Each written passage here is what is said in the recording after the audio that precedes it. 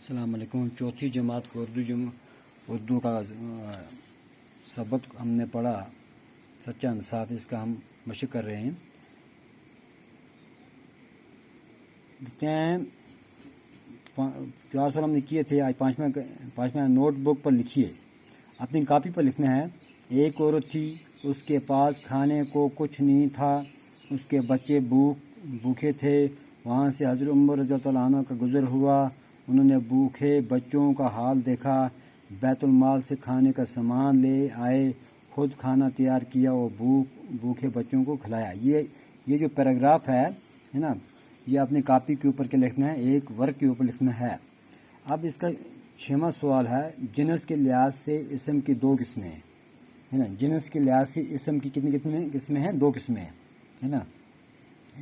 एक हो गया नर इसम, एक हो गया मादा इसम।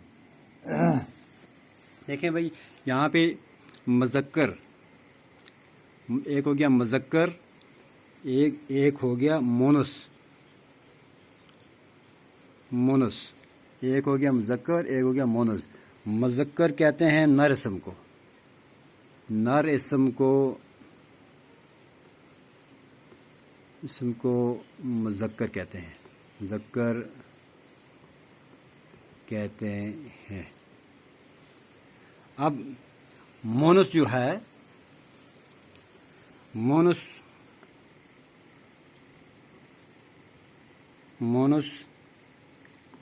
हो गया मादा इसम को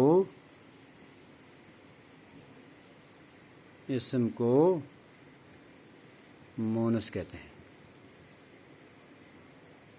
मोनस कहते हैं।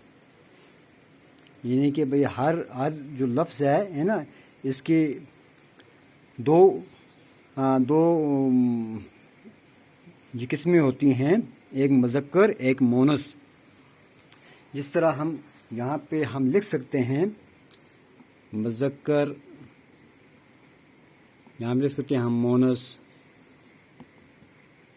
यहाँ पे हम इसका एक डब्बा बनाएंगे समझने के लिए। मुज़क्कर के अंदर मसलन आएगा मर्द मुज़क्कर है, मोनस के आगे औरत मोनस, है ना। बाप मुज़क्कर है, माँ। भाई मुज़क्कर है, बहन। मोनस है, चचा, चची,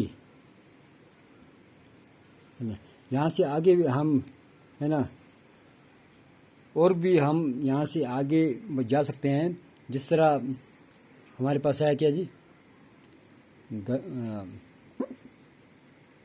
बैल, गाय,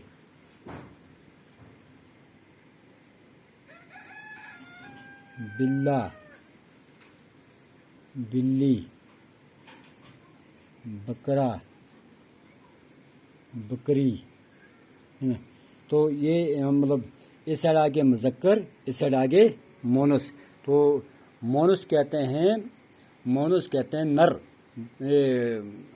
मुज़क्कर कहते हैं नर इसम को, मुज़क्कर कहते हैं नर इसम को, और मोनस कहते हैं मादा इसम को, नर, है ना।